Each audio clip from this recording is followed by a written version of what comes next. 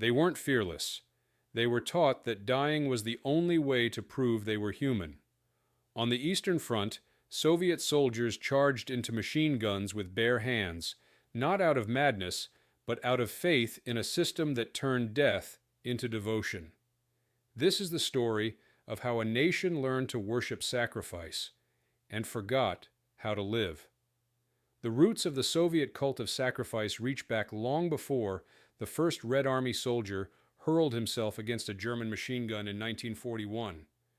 It emerged from a fusion of ideology, desperation, and the state's total command over life and death. When Nazi Germany invaded the Soviet Union on June 22, 1941, the USSR possessed the largest standing army in the world, over 5 million troops, but its morale, doctrine, and leadership had been shattered by purges. Between 1937 and 1939, Stalin's Great Terror had executed or imprisoned more than 35,000 officers, including 3 of 5 marshals, and most of the general staff. The result was an army stripped of initiative and bound by political obedience. In this environment, death was not only expected, it was institutionalized as a duty. The ideological foundation for such sacrifice had been laid during the 1920s and 1930s. Marxist-Leninist doctrine, interpreted through Stalin's totalitarian lens, treated the individual as an instrument of collective history. Soviet propaganda glorified death for the state as the ultimate form of loyalty. Literature, film, and education promoted models of self-immolation: the worker who died completing a quota, the farmer who froze in the fields fulfilling the 5-year plan, the soldier who gave his life for the revolution.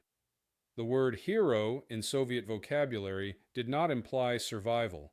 It implied extinction for a cause. This ethos was not simply patriotic rhetoric, but a mechanism of control that ensured soldiers viewed their bodies as expendable resources of the state. When the German invasion began, the Soviet Union faced an existential collapse. In the first 6 months, German forces captured or destroyed 3.8 million Soviet troops, over 20,000 tanks, and the entire industrial heartland of Ukraine and Belarus.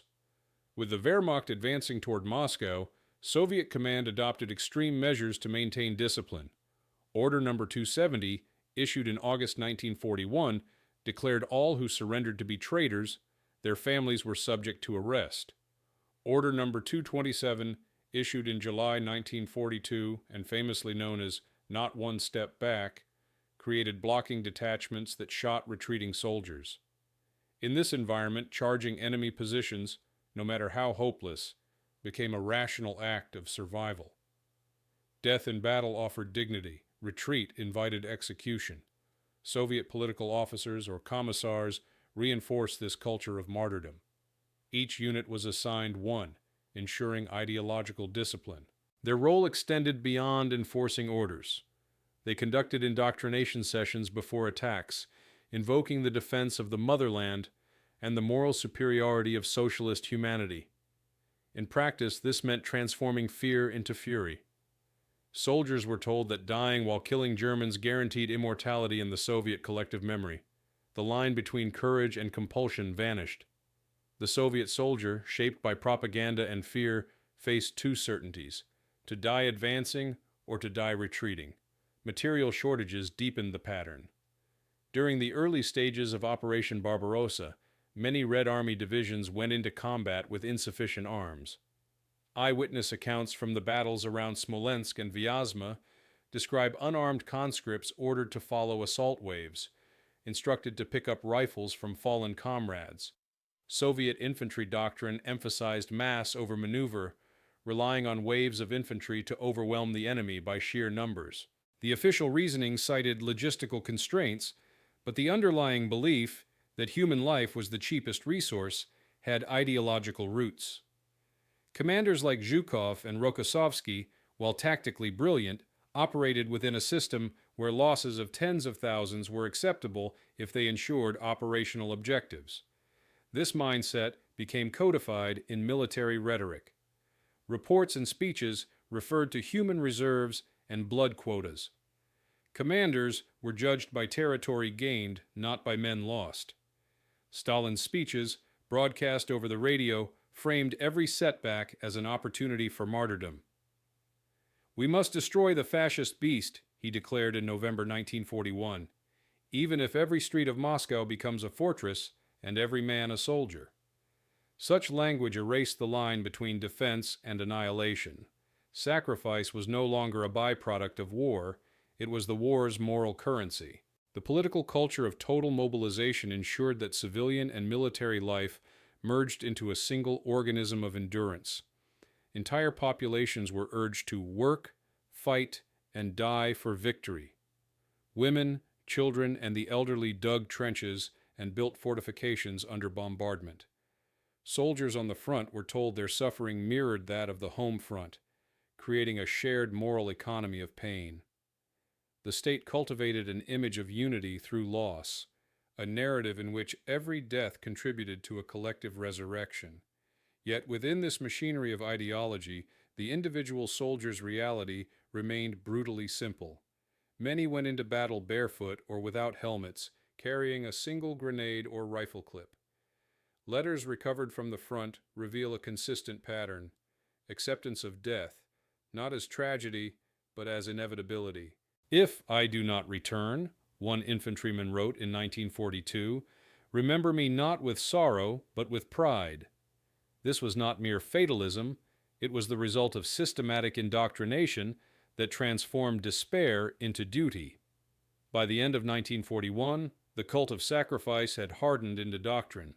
The Red Army's resilience during the defense of Moscow owed less to material strength than to the psychological conditioning of its troops. Soviet command redefined victory itself, not survival, but endurance beyond reason. In the months to come, this mindset would propel millions into offensives that defied logic yet reshaped the outcome of the war. The machine guns would mow them down, but the system would claim their deaths as proof of its moral superiority. The Soviet soldiers' charge, barehanded and unrelenting, became the ultimate expression of a state that demanded everything and accepted nothing less than blood. By early 1942, the Soviet command had institutionalized sacrifice as a tactical principle. The Red Army, recovering from catastrophic losses, needed to rebuild its strength and morale while facing a still powerful Wehrmacht. The process was not only logistical, but psychological. The state had to transform defeat into a moral weapon. Through newspapers, radio broadcasts, and political lectures, the Soviet regime forged a narrative that elevated self-destruction to virtue. The message was relentless. Victory would come not through superior weapons or strategy, but through the boundless endurance and willingness to die of the Soviet people. Propaganda became the front's invisible artillery. Films, posters, and songs glorified self-sacrifice as both sacred duty and redemption. The story of Zoya Kosmodemyanskaya, a young partisan executed by the Germans in late 1941, spread through every village and regiment. Her final words, "You cannot hang all of us," were reproduced in school books and army leaflets, transforming her into a secular martyr. Newspapers published accounts of soldiers who covered enemy machine gun nests with their bodies or continued attacking after losing limbs. These tales, often exaggerated or invented, created a standard of heroism impossible to question. To die without hesitation became the expected norm. To survive without purpose invited suspicion.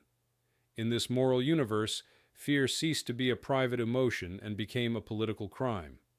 The Soviet state viewed panic and self-preservation as forms of treason.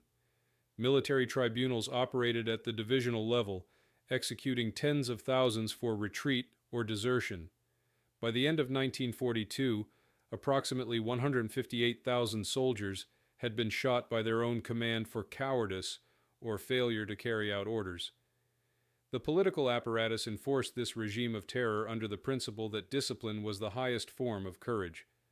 Commissars reminded soldiers before every assault that their personal fate was irrelevant compared to the destiny of socialism. The Soviet leadership, aware of the army's weakness, compensated for tactical inferiority with moral absolutism. Stalin, in his address to the nation on November 7, 1942, framed the war as a sacred trial. "There is no such force that can bend the Soviet man," he declared. "The blood of our heroes will purify the earth from fascist evil." The language fused politics and religion, turning ideological warfare into spiritual sacrifice. The Soviet soldier no longer fought merely for survival, but for transcendence. This transformation gave the Red Army its paradoxical strength, an army that measured victory not by life preserved, but by life spent in the service of an idea. On the front lines, this ideology manifested in brutal simplicity. Assault battalions were often sent against fortified German positions without adequate artillery or tank support. Commanders justified these attacks as tests of morale, believing that relentless pressure would break the enemy's will. The Battle of Rzhev, which lasted from January 1942 to March 1943, became one of the most striking examples. Soviet troops launched repeated frontal assaults across open terrain against entrenched German defenses. Out of the roughly 1.1 million Soviet soldiers committed, more than 390,000 were killed or missing. No strategic breakthrough occurred, yet the operation was officially presented as a demonstration of unshakable courage. The individual's death was irrelevant. Collective endurance was everything. To maintain this momentum, the Red Army developed a ritualized structure of heroism.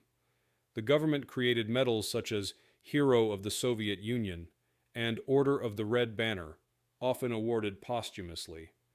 Soldiers competed for recognition, not survival. Reports describe platoons charging enemy trenches, shouting, "For Stalin, for the motherland," words that fused political loyalty with personal annihilation. Behind them, NKVD blocking detachments enforced discipline with rifles aimed at their own comrades. The duality of inspiration and coercion formed the moral architecture of Soviet warfare. Cultural reinforcement played a critical role. Writers and journalists embedded at the front, such as Ilya Ehrenberg and Konstantin Simonov, crafted stories that transformed ordinary soldiers into icons of devotion. Their work eliminated ambiguity. Every Soviet death became heroic, every retreat dishonorable. The collective imagination of the war replaced chaos with order, turning battlefield slaughter into moral clarity. For millions of soldiers, this ideological certainty provided psychological survival amid the constant proximity of death. Meanwhile, Soviet military training itself adapted to the logic of sacrifice. Troops were taught to advance even under impossible conditions, to maintain formation regardless of losses. Tactical flexibility was subordinated to political reliability. Instructors drilled not only marksmanship, but moral steadfastness, defined as the willingness to continue fighting after officers were killed. This doctrine, later summarized by Marshal Zhukov as attack without hesitation, hold without retreat, became a defining feature of Soviet combat behavior throughout the war. Yet beneath the propaganda and rhetoric, many soldiers understood the grim reality. Letters intercepted by censors revealed fatigue and bitterness. "They call it courage," wrote one private during the Battle of Stalingrad, "but it is only that we have nowhere else to go." Others spoke of comrades shot by their own officers, or dying without weapons in hand. The contradiction between ideological heroism and lived experience was profound, but dissent rarely survived. The Soviet state had constructed an emotional fortress around its soldiers, a combination of fear, duty, and myth that left no room for disobedience. By the close of 1942, the cult of sacrifice had ceased to be propaganda alone. It was now a system of belief embedded in every level of Soviet command and society. The Red Army's victories, beginning with Stalingrad, would be built upon this ethos. Millions would continue to die in offensives that seemed suicidal to observers, yet for those within the system, such actions were the highest expression of loyalty. The Soviet soldier did not charge machine guns because he misunderstood the odds. He charged because the state had convinced him that dying for it was the purest form of living. By early 1943, as the tide of war began to turn, the Soviet cult of sacrifice reached its most refined and institutionalized form. The victory at Stalingrad, achieved at the cost of over 1 million Soviet casualties, became the ideological cornerstone of this transformation. Officially, it was celebrated as proof that endurance could overcome technology and that moral superiority outweighed material disadvantage. The triumph was not explained through tactics or logistics, but through the supposed spiritual strength of the Soviet people, a force that could compel men to charge enemy fire unarmed and still prevail. This interpretation shaped both command culture and the Army's operational planning. Stalin and his generals viewed mass infantry assaults not merely as military necessities, but as moral demonstrations. Orders to attack fortified positions often ignored reconnaissance or supply readiness. At Kursk in the summer of 1943, the largest tank battle in history, Soviet troops dug defensive lines by hand, many without tools, under constant bombardment. When counteroffensives began, entire regiments advanced across minefields without adequate artillery cover. The logic was not strategic but symbolic. Sacrifice itself had become a weapon. The Red Army sought to overwhelm the enemy through cumulative human endurance, not maneuver. The state reinforced this logic through every available medium. The press celebrated combat glory as a collective, not individual achievement. Soldiers were told that their deaths were investments in the historical victory of socialism. Military newspapers like Krasnaya Zvezda published daily stories of selfless deeds that blurred the line between propaganda and myth. The tale of Alexander Matrosov, who in February 1943 allegedly threw himself over a German machine gun to allow his comrades to advance, became canonical. Monuments were built to him across the USSR, and his name was given to entire regiments. Whether the event occurred as described mattered less than its message, that the ideal Soviet soldier annihilated himself willingly for others. In the Red Army's internal communications, the language of production replaced the language of life. Commanders were ordered to report the expenditure of personnel as if men were ammunition. Combat efficiency was measured in terms of objectives achieved per losses sustained. The brutality of this calculus was masked by ideological euphemism. Dead soldiers were referred to as fallen heroes, an abstraction that allowed command structures to accept mass death without moral interruption. Every offensive became a balance sheet of bodies against meters gained. The state had created an arithmetic of devotion, where human life was the most expendable but also the most celebrated resource. Training manuals and political lectures continued to deepen this moral conditioning. Recruits were taught to suppress individual fear as a sign of weakness and to equate hesitation with betrayal. Political officers lectured units before battle, citing historical parallels from the Napoleonic Wars, the 1917 Revolution, and the Civil War. They presented the Soviet soldier as the latest link in a chain of martyrs stretching back to Russia's mythical past. Dying in battle, they said, placed one in the same lineage as the defenders of Moscow in 1812 or the workers of Petrograd in 1919. Through repetition and ritual, history itself was weaponized to sanctify loss. The psychological consequences were complex. For many soldiers, the belief in a higher purpose provided a framework to endure the unbearable. The horrors of the front, mud, starvation, mutilation, were rationalized through the conviction that their suffering redeemed the nation. Yet others internalized fatalism rather than faith. Letters intercepted by censors revealed despair masked as duty. One conscript from the Voronezh front wrote to his wife, "We are told we fight for all mankind, but I only think of surviving until tomorrow. If I fall, let them call it heroism. It will change nothing." Still, such voices rarely reached the public. They were silenced by censorship and fear of reprisal. At the command level, Soviet officers adapted to the culture of expendability. Tactical innovation existed, but it was always subordinated to the demand for visible, symbolic victory. Generals who achieved success with minimal losses were rarely praised. Those who captured objectives regardless of casualties were elevated to national heroes. This pattern was evident during the 1943-1944 offensives in Ukraine and Belarus, where cities like Kharkov and Dnipropetrovsk changed hands multiple times. Soviet reports proudly recorded persistent attacks, while German documents noted the fanatical tenacity of Soviet infantry advancing even after catastrophic losses. The Red Army's greatest strength, its refusal to collapse, was also its greatest tragedy. Religion, though officially condemned, returned in disguised form through the language of sacrifice. Stalin himself invoked Mother Russia in his speeches, merging patriotism with quasi-spiritual rhetoric.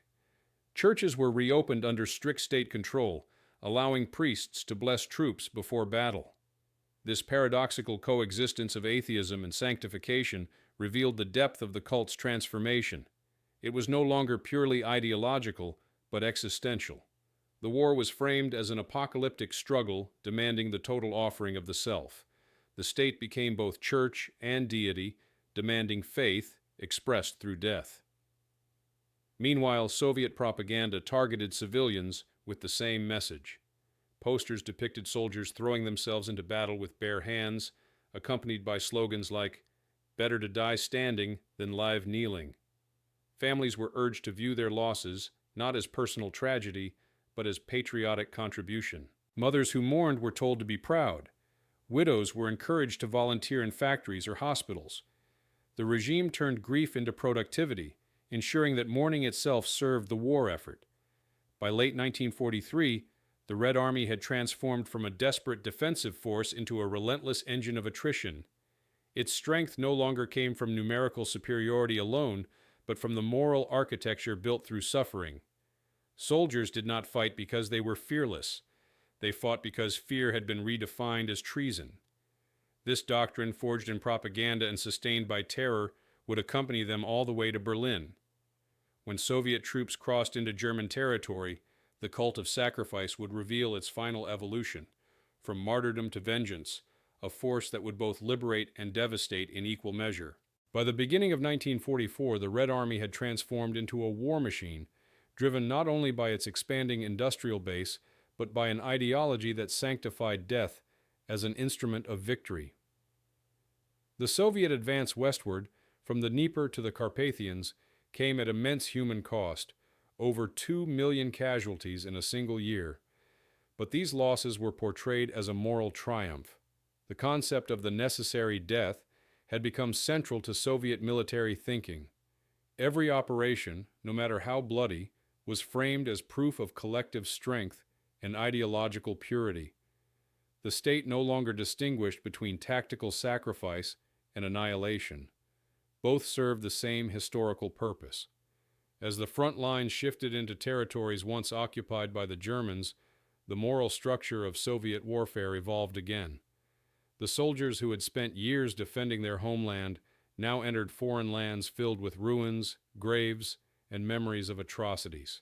The desire for revenge fused seamlessly with the cult of sacrifice. Political officers framed retribution not as vengeance but as moral duty. Soldiers were told that their suffering gave them the right to destroy the enemy utterly. Thus, self-sacrifice and destruction became two sides of the same doctrine, one feeding the other. The Red Army's offensives in early 1944, such as the Korsun-Shevchenkovsky and Lvov-Sandomierz operations, revealed the persistence of this doctrine even in moments of success. Soviet soldiers were often ordered to assault fortified positions head-on rather than maneuver around them, ensuring massive losses but visible, measurable progress. At Korsun, 2 Soviet fronts surrounded 60,000 German troops, but the encirclement turned into chaos as Soviet infantry repeatedly attacked entrenched positions without armor support. The battle ended in victory, but at a cost of over 80,000 Soviet dead and wounded. Commanders justified the price as proof of the people's devotion. Death itself became statistical evidence of patriotism. Inside the Soviet Union, propaganda continued to transform catastrophe into triumph. Newspapers reported unbreakable morale and heroic offensives while omitting casualty figures. Films such as She Defends the Motherland, 1943, and The Rainbow, 1944, depicted civilians willingly embracing martyrdom to inspire soldiers at the front. Even music reinforced this narrative. War songs celebrated not victory, but the readiness to die for it. The message was omnipresent. True Soviet courage was not measured in survival, but in the willingness to perish with purpose. For the men on the battlefield, this ideology manifested in rituals of collective death. In many divisions, commanders began each offensive with political lectures, followed by oaths of vengeance. Before major assaults, banners were raised bearing the names of destroyed villages or massacred civilians. Units pledged to avenge the blood of the innocent, linking their personal fate to the moral accounting of the entire nation. A soldier's death thus ceased to be individual, it became an offering on behalf of the dead.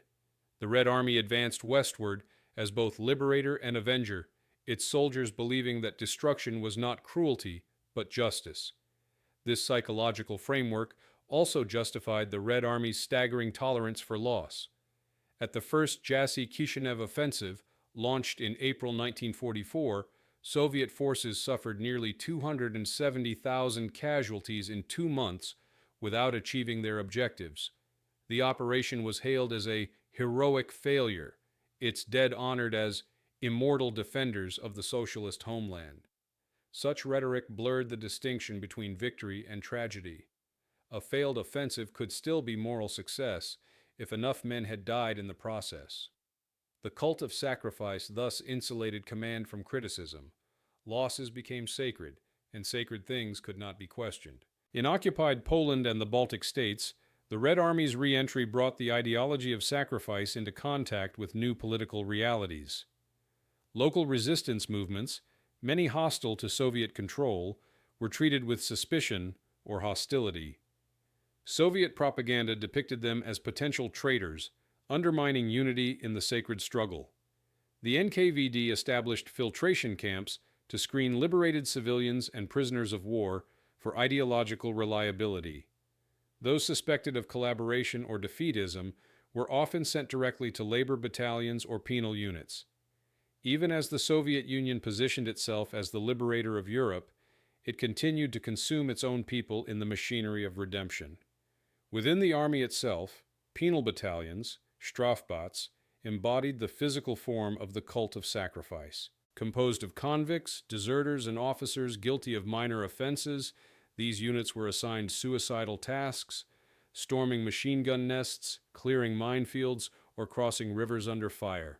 The life expectancy of a penal soldier was less than 2 weeks. Yet official bulletins described these operations as honorable opportunities for redemption. Surviving a mission could restore rank and citizenship, but few ever did. Between 1942 and 1945, more than 430,000 men served in penal battalions. Over half were killed. Their deaths, officially recorded as acts of valor, epitomized the Soviet state's ability to convert punishment into moral capital. At the command level, the glorification of death began to replace tactical assessment. Reports to Moscow frequently emphasized morale and political discipline over combat efficiency.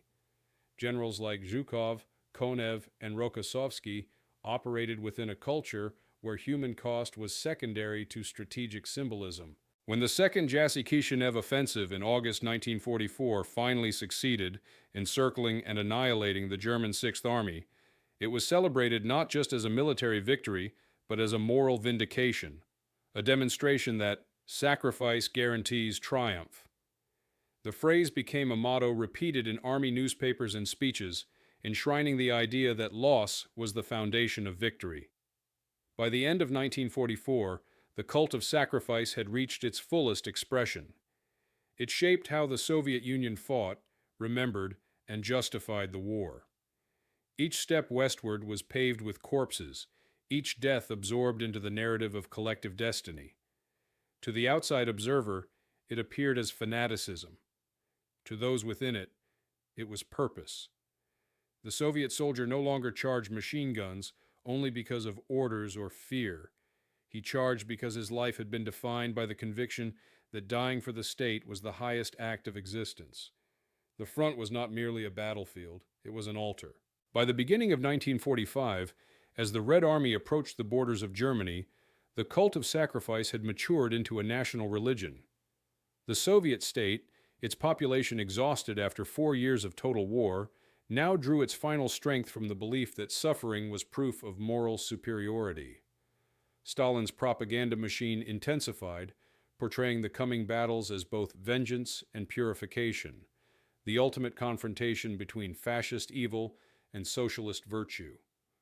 The soldiers who marched westward toward Berlin carried not only weapons, but also the psychological burden of 4 years of indoctrination that equated death with redemption. For them, survival had become secondary to the fulfillment of destiny. The transition from defense to invasion, however, did not weaken the ideology of sacrifice. It amplified it. Political officers instructed units that every fallen comrade paved the road to Berlin. Before major offensives, soldiers were reminded of the destruction of Soviet cities and the millions of civilians killed or enslaved by the Germans. The front was flooded with propaganda leaflets and radio broadcasts declaring that "Our dead march with us." The message was clear. Vengeance was not personal. It was sacred. The death of a German was not merely retribution, but restoration of cosmic balance. The result was an army that viewed its own losses as inevitable, and the enemy's annihilation as moral justice. The East Prussian campaign in early 1945 demonstrated the full power and cost of this mindset.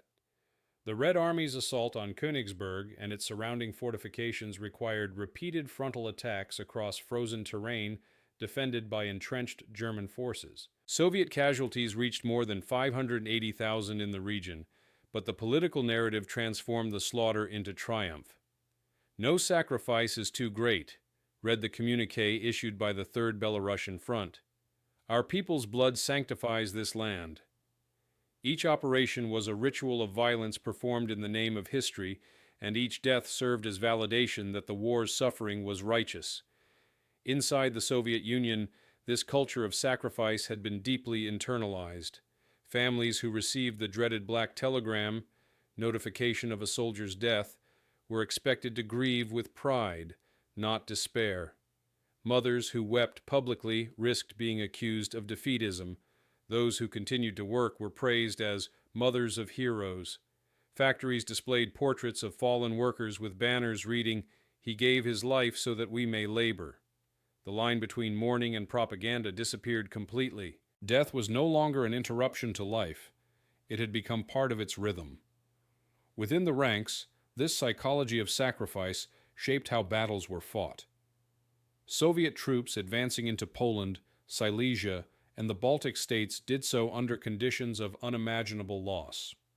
In the Vistula-Oder offensive, launched in January 1945, more than 2 million Red Army soldiers faced roughly 400,000 Germans. Soviet superiority in numbers and material was overwhelming, yet the tactics remained brutally simple. Attack continuously, regardless of casualties.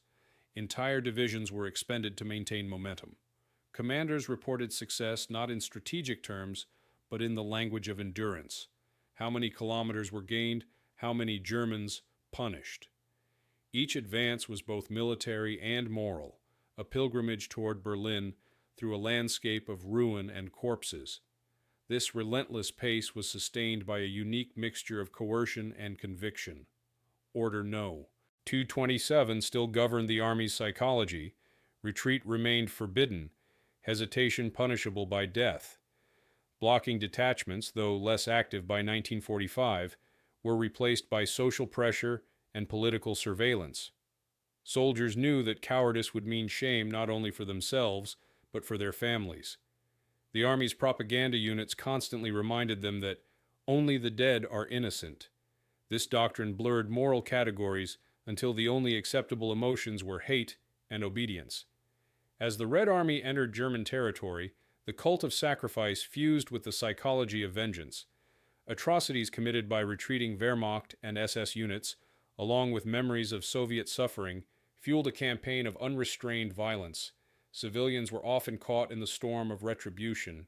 To the Soviet soldier, who had been told that his life's worth was measured in blood, mercy seemed alien. Yet, even amid this chaos, the state maintained its narrative. Destruction was not savagery, but sacrifice. The psychological conditioning that had once sustained defense now justified conquest. The consequences were paradoxical. The same ideology that gave Soviet soldiers the courage to storm impregnable fortresses also dulled their capacity for empathy. For every act of brutality, propaganda supplied a moral explanation. When the First Belarusian Front crossed the Oder River under heavy fire, political officers told soldiers that each drop of your blood erases a crime committed against our homeland. The Red Army was not merely fighting the Wehrmacht, it was purging the world of guilt through self-offering. The war had become a moral economy in which death, both inflicted and endured, was the currency of salvation. Even at the highest levels of command, this belief dictated strategy. Stalin demanded rapid victory, regardless of cost, often overruling his generals to sustain momentum. During the final approach to Berlin, Marshal Zhukov's troops launched frontal assaults on the Silo Heights, heavily fortified positions east of the city. The Soviets lost more than 30,000 men in 3 days, but the propaganda that followed turned the disaster into a symbol of devotion. Official communiques described it as the bloodiest but most glorious road to victory. The logic of sacrifice had triumphed over reason. By the spring of 1945, Soviet soldiers were no longer fighting for ideology alone. They were fighting to complete the moral arc of suffering that had defined their existence since 1941. Each casualty reinforced the narrative that the Soviet people were destined to bear the greatest burden in the destruction of fascism. When Berlin finally fell in May, the victory celebrations were overshadowed by exhaustion. The soldiers who had survived carried the knowledge that survival itself was almost accidental. They had been told that death was duty, and many had lived only by chance. The cult of sacrifice had delivered victory, but at an immeasurable cost. More than 8.6 million Soviet soldiers dead, tens of millions wounded or missing. The Red Army's triumph was absolute, but it was built on a foundation of bones. The state called it glory.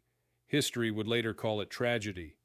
For the Soviet Union, sacrifice had become both its greatest weapon and its deepest wound. The aftermath of victory did not dissolve the cult of sacrifice, it institutionalized it. As the Soviet Union emerged from the war in 1945, it faced the monumental task of rebuilding a nation devastated beyond recognition. Entire regions lay in ruins, more than 25 million citizens were dead, and millions more were displaced. Yet the regime did not allow grief to exist as a private emotion. Instead, mourning was collectivized and recast as political virtue. The people were told that their losses had paid the debt of history and that their suffering had ensured the survival of civilization itself. In this ideological transformation, death was not a tragedy, but a contribution to the greater socialist cause. Stalin's post-war speeches emphasized that the Soviet victory had been achieved not by weapons or generals, but by the spirit of self-sacrifice inherent in the Soviet people.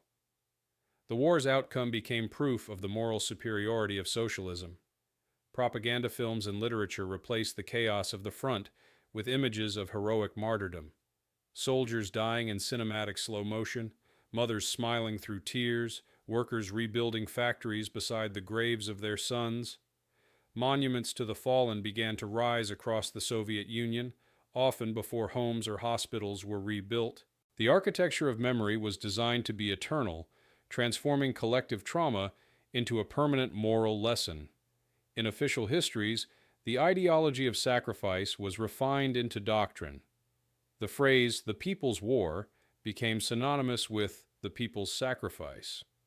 Historians avoided discussion of strategic blunders or mass casualties, focusing instead on endurance and unity. The staggering losses at battles like Rzhev, Kursk, or the Silo Heights were reinterpreted as tests of devotion. The dead became abstract entities, millions of heroes, whose anonymity was presented as their greatest virtue. The individual soldier, stripped of personal identity and life, remained faceless in death. The cult of the nameless hero became the cornerstone of Soviet historical memory. The cultural reinforcement of this narrative extended into every aspect of post-war life. Schools taught children that their freedom had been purchased by the blood of fathers and brothers.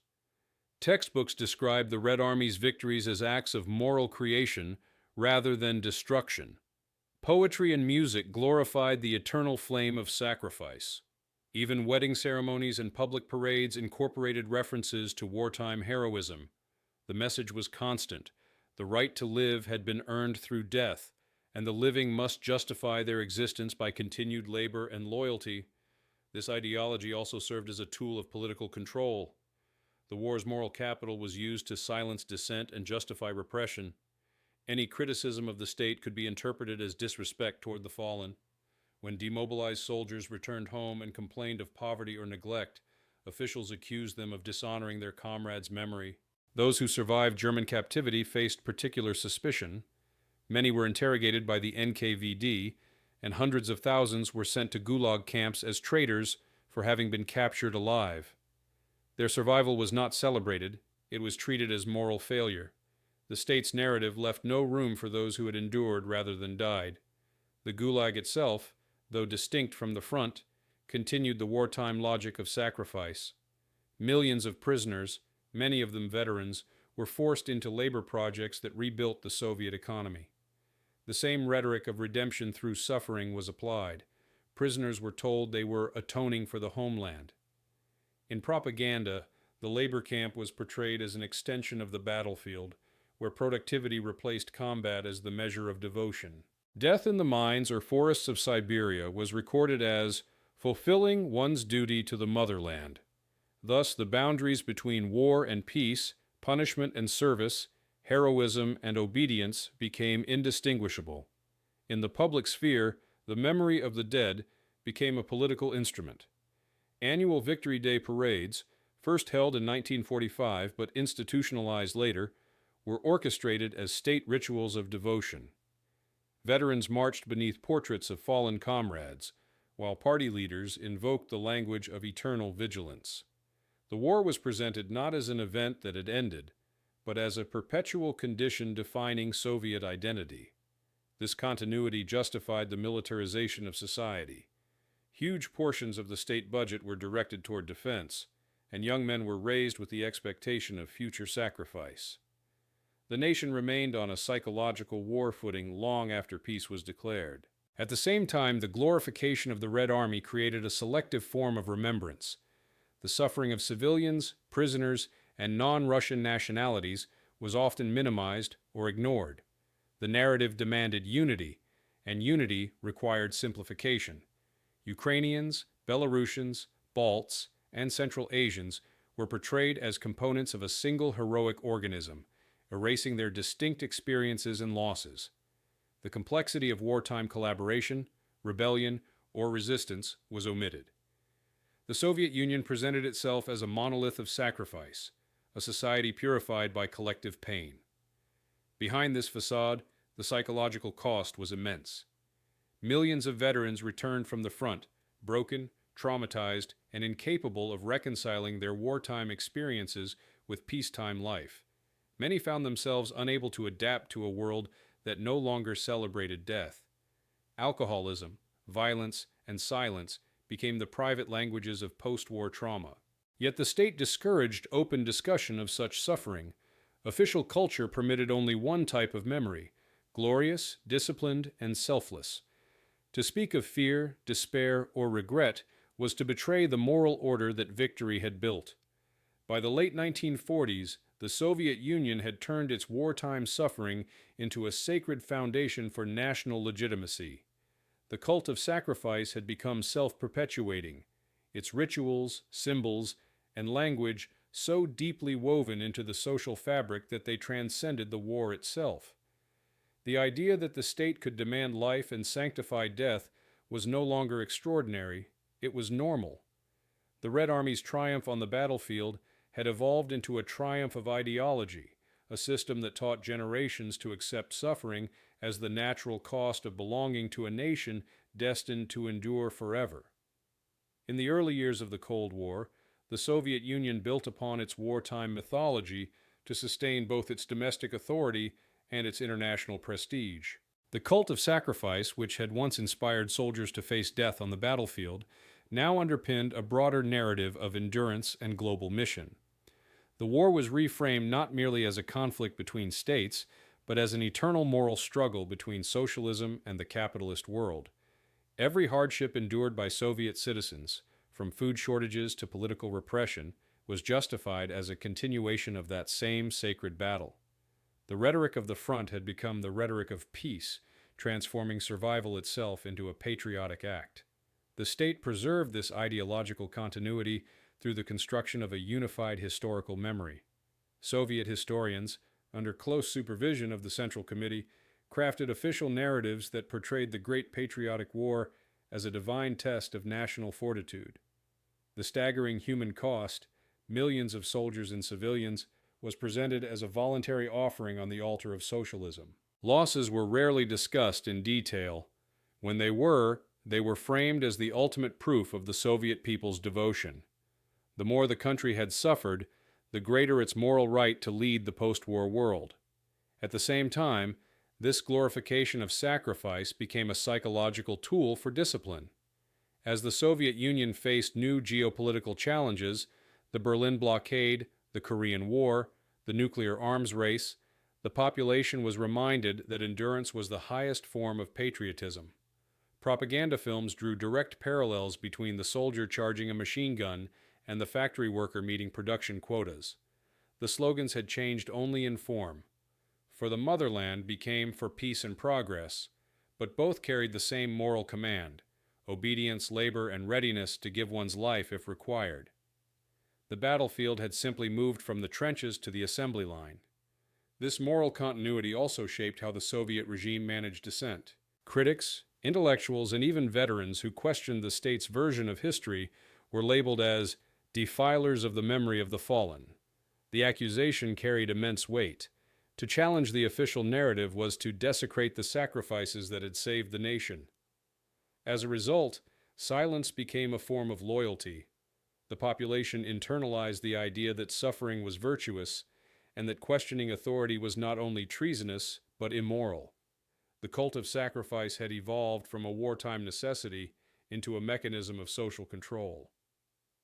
During the late Stalinist era, large-scale projects like the reconstruction of Stalingrad, the expansion of industrial complexes in the Urals, and the development of nuclear weapons were framed as peaceful battles.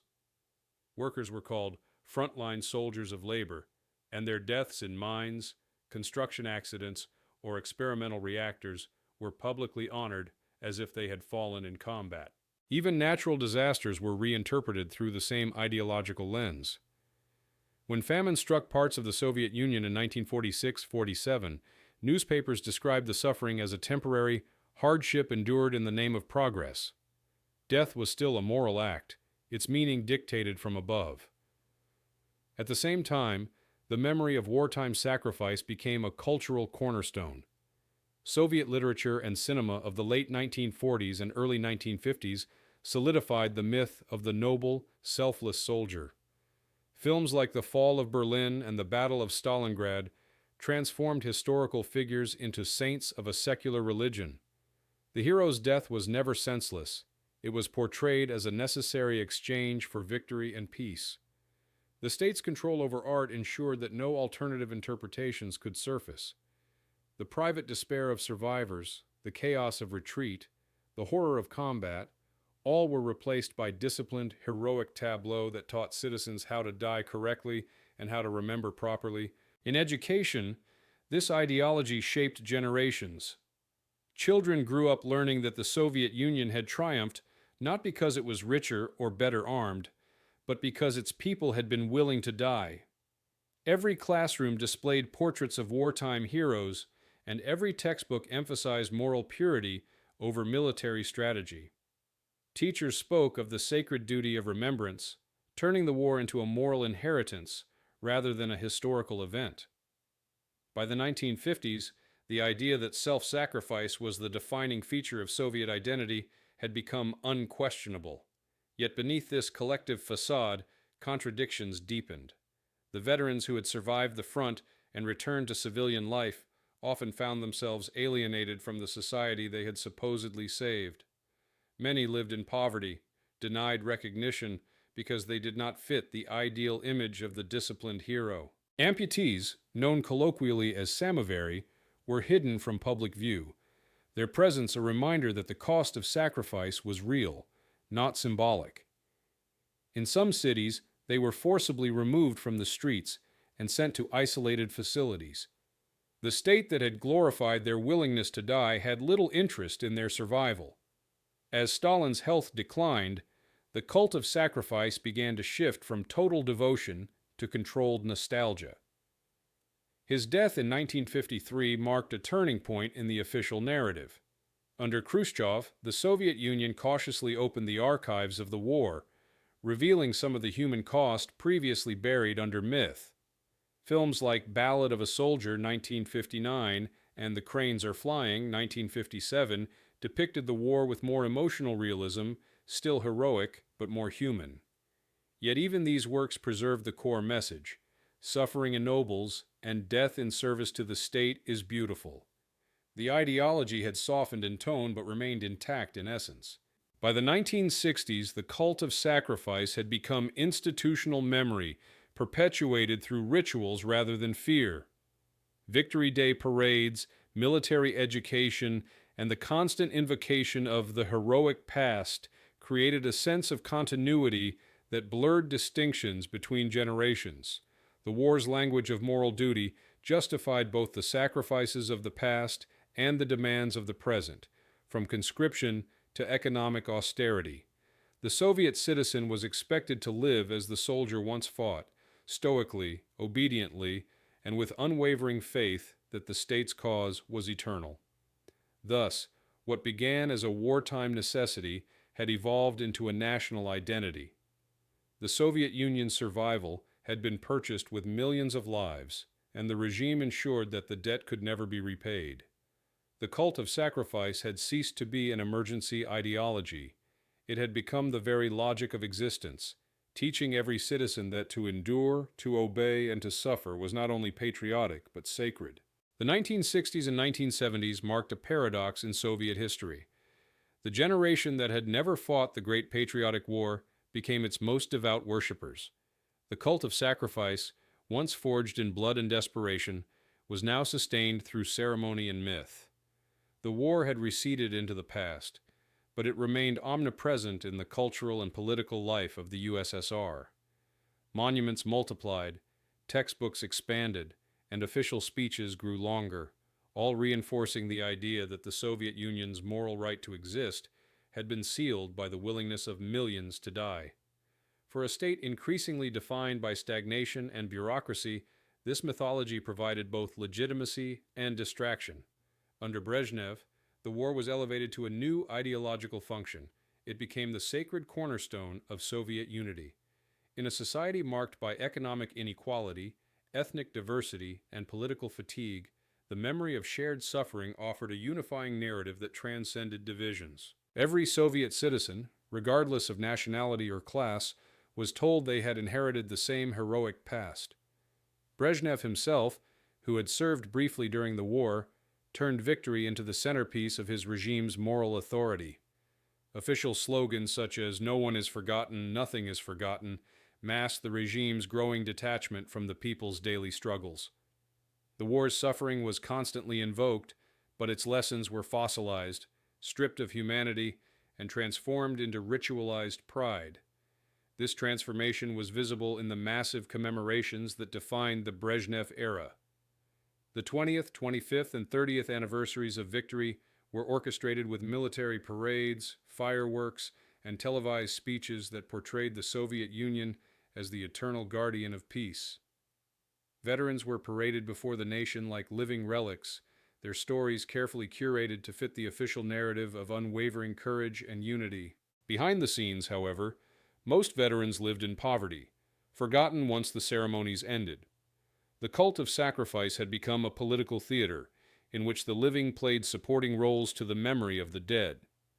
Cinematography reinforced this process of sanctification. Films like Liberation, 1969-1971, and They Fought for Their Motherland, 1975, offered grand depictions of the war, where Soviet soldiers fought with perfect discipline, comradeship, and ideological clarity. The violence of the front was aestheticized, its chaos transformed into moral order. The viewer was not invited to question the meaning of sacrifice, but to admire its inevitability. Even the moments of despair, soldiers dying, mothers mourning, were choreographed to affirm the nobility of suffering. By the 1970s, Soviet cinema had perfected the visual language of martyrdom. In schools, this mythology shaped the identity of an entire generation. Students memorized dates, slogans, and the names of heroes of the Soviet Union, reciting them with the same reverence once reserved for saints. History lessons reduced the war to a moral parable. The Soviet people triumphed because they were ready to die. Teachers told children that they were the heirs of the soldiers who had charged machine guns barehanded. The implication was clear. True citizenship required readiness for the same.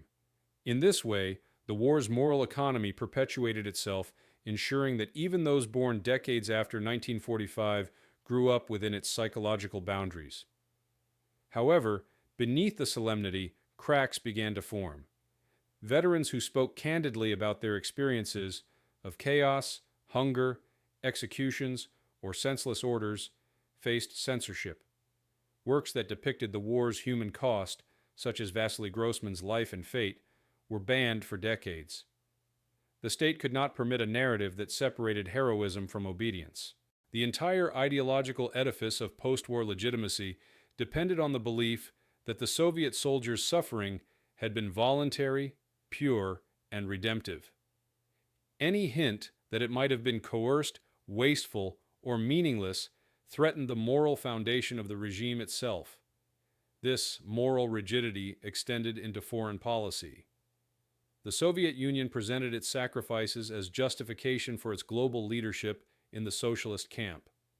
Eastern European states were constantly reminded that their liberation from fascism had been purchased with Soviet blood. In official rhetoric, this debt was eternal.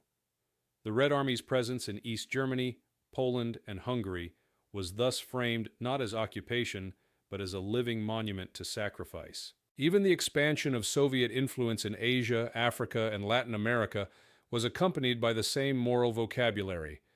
The USSR was sacrificing for peace, bearing the burden for all mankind. The cult of sacrifice, once internal, had become an exportable ideology. Domestically, it created a strange coexistence of pride and apathy. Citizens attended parades, placed flowers at monuments, and repeated official slogans, yet few genuinely believed in the purity of the narrative. The myth had become performative, something to be observed rather than felt. Nevertheless, it remained politically useful. By glorifying past suffering, the state deflected attention from present failures. Shortages, corruption, and repression were tolerated because the people were constantly reminded that their ancestors had endured worse. As Brezhnev famously said, "We paid a great price for peace, and therefore we must preserve it." It was both a warning and an excuse. In literature and art, a quiet countercurrent began to emerge. Poets and writers like Yevgeny Yevtushenko and Bulat Okudjava hinted at the dissonance between myth and reality. Their work suggested that the war's true legacy was not glory, but trauma. Yet even these critiques were veiled in allegory and ambiguity. Direct confrontation with the myth remained taboo. The Soviet citizen could question everything except the sanctity of sacrifice. By the late 1970s, the cult of sacrifice had achieved near total integration into Soviet identity. It was celebrated not only in politics and art, but in everyday life. Every town had its memorial, every school its book of memory, every family a photograph of the fallen. The war's mythology was no longer about history, it was about belonging. To doubt it was to step outside the moral community of the nation. And so, 4 decades after the war's end, the Soviet Union remained haunted by the ghosts of its own triumph. The soldiers who had once charged enemy lines barehanded had become the eternal measure of devotion. Their sacrifice was invoked to justify silence, obedience, and conformity. What had begun as desperation in the trenches had evolved into a vast moral architecture sustaining an empire. The cult of sacrifice had outlived the generation that created it, and it would continue to define the lives of those born long after the last shot of the war had been fired. The late 1970s and early 1980s brought the Soviet Union into a period of visible decay, yet the cult of sacrifice continued to thrive as both shield and illusion. The economic stagnation, technological backwardness, and growing cynicism of Soviet society were masked by an ever-expanding network of memorials, parades, and patriotic rituals. The further the war receded into history, the more central it became to the nation's identity. In 1980 alone, more than 2,000 new monuments were built, and the government launched massive restoration projects for memorial complexes such as Mamayev Kurgan, Brest Fortress, and Piskaryovskoye Cemetery. These places of mourning had long since ceased to be mere cemeteries. They were temples of ideology, where the state performed its annual act of resurrection. The war was no longer a memory, it was a religion. But beneath this ceremonial reverence, generational fractures widened. Those who had fought and suffered were dying out, replaced by younger citizens who had only known the war through propaganda. The veterans' stories, once living testimony, became state property. Their experiences were filtered, rewritten, and recited until authenticity disappeared. Official ceremonies spoke of victory, unity, and devotion, but rarely of cold, fear, or starvation. Those who tried to tell a different story, to speak of executions for retreat, or of the desperation that drove unarmed men into machine guns, were dismissed as defeatists or traitors. The Soviet Union could not afford truth. It needed continuity. By the early 1980s, Brezhnev himself embodied the contradiction. Frail and disconnected, he nonetheless awarded himself numerous medals and presented his memoir, The Small Land, as a symbol of wartime virtue. The gesture was less about vanity than necessity. The aging leadership clung to the moral capital of 1945 as the last remaining source of legitimacy. The war had created the Soviet myth of unity, and its memory maintained the illusion that such unity still existed. Without it, the empire risked ideological collapse. Thus, every national holiday, school curriculum, and military parade reinforced the sacred message: survival equals sacrifice, and the state remains eternal only because its citizens once died willingly for it. Propaganda invoked the same rhetoric of duty and sacrifice, but this time it failed to resonate.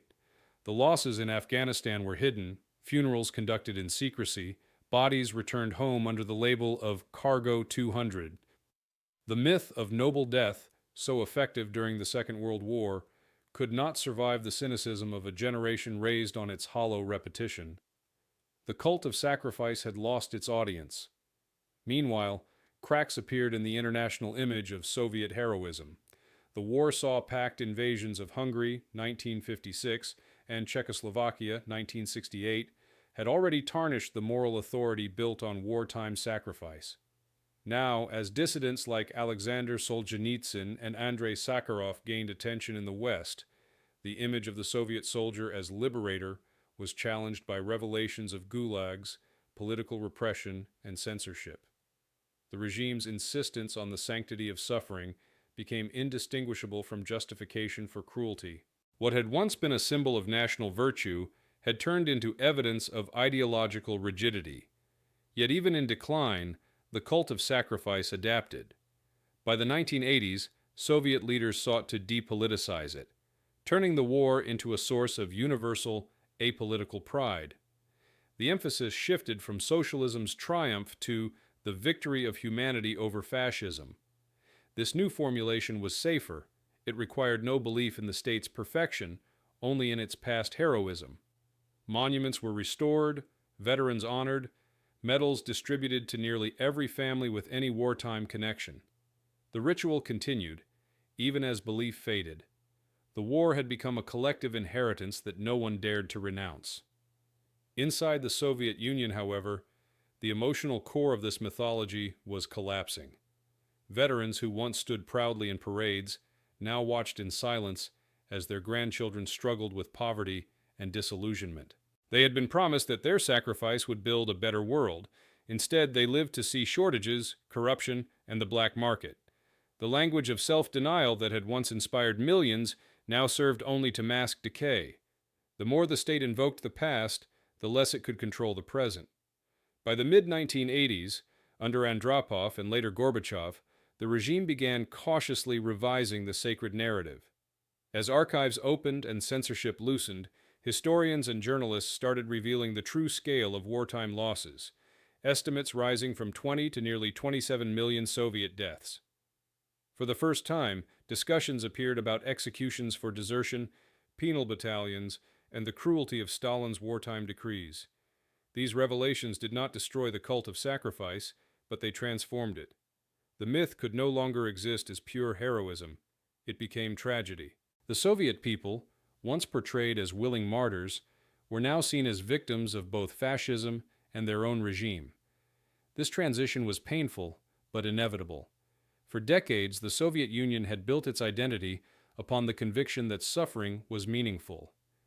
When that belief began to erode, so too did the foundation of the state. The truth about the war was not merely historical, it was existential. To admit that millions had died needlessly, that countless men had charged machine guns not from courage, but from compulsion, was to question the very morality of the system that ruled them. By the late 1980s, this realization hung over Soviet society like a shadow. The monuments still stood, the parades still marched, the eternal flames still burned, but their glow no longer illuminated faith. The soldiers who had once been symbols of immortality now seemed to embody the futility of endurance. The cult of sacrifice, after 4 decades of sustaining an empire, began to collapse under the weight of its own contradictions. What had once united the Soviet people through death could no longer hold them together in life. When the Soviet Union finally began to unravel in the late 1980s and early 1990s, the collapse was as much moral as political. The ideology that had sustained the state for nearly half a century disintegrated once its central myth, the sanctity of sacrifice, was stripped of meaning. The war, once invoked as the supreme justification for obedience and endurance, now stood revealed as a source of both pride and pain. Under Mikhail Gorbachev's policy of glasnost, the archives opened, and what emerged challenged every carefully preserved illusion. Documents detailing executions for retreat, starvation in besieged cities, and the sheer scale of human loss made it impossible to maintain the narrative of voluntary martyrdom.